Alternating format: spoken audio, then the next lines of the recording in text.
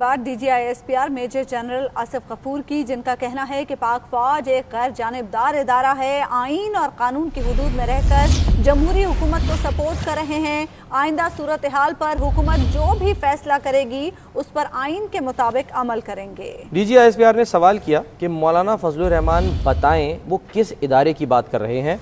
फौज पर इल्ज़ाम तराशी के बजाय अपने मसाइल मुताल्लिका इदारों के पास लेकर जाएं, इंतशार मुल्की मफाद में नहीं है।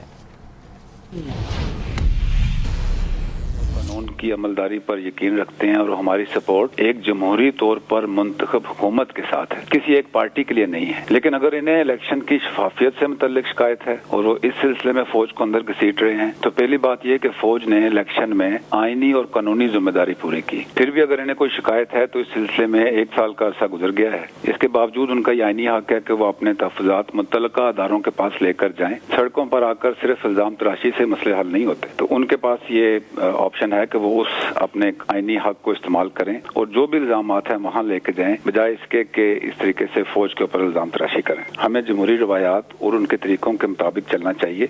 जिस पॉलिटिकल पार्टी को जो भी मसला है वो आइन और कानून के अंदर रहते हुए उस मसले को मुतल्लिका अदारों के साथ हल करें, तो ना सिर्फ वो जमहूरियत के लिए बेहतर होगा बल्कि मुल्क के जो इस्तेहकाम है उसको बेहतर करने में भी बहुत मददगार साबित होगा। अभी तक तो जो हमारी विजिबिलिटी में है, दोनों तरफ से, हुकूमत की तरफ से और जो अपोजिशन की भी कमेटियां बनी हुई है, वो आपस में बेहतर कोऑर्डिनेशन के साथ चल रही हैं। आपने देखा है कि जलसा भी हुआ, जिस तरीके से पहुंचे भी हैं, तो हम उम्मीद करते हैं कि ये बेहतर तरीके से काम आगे चले।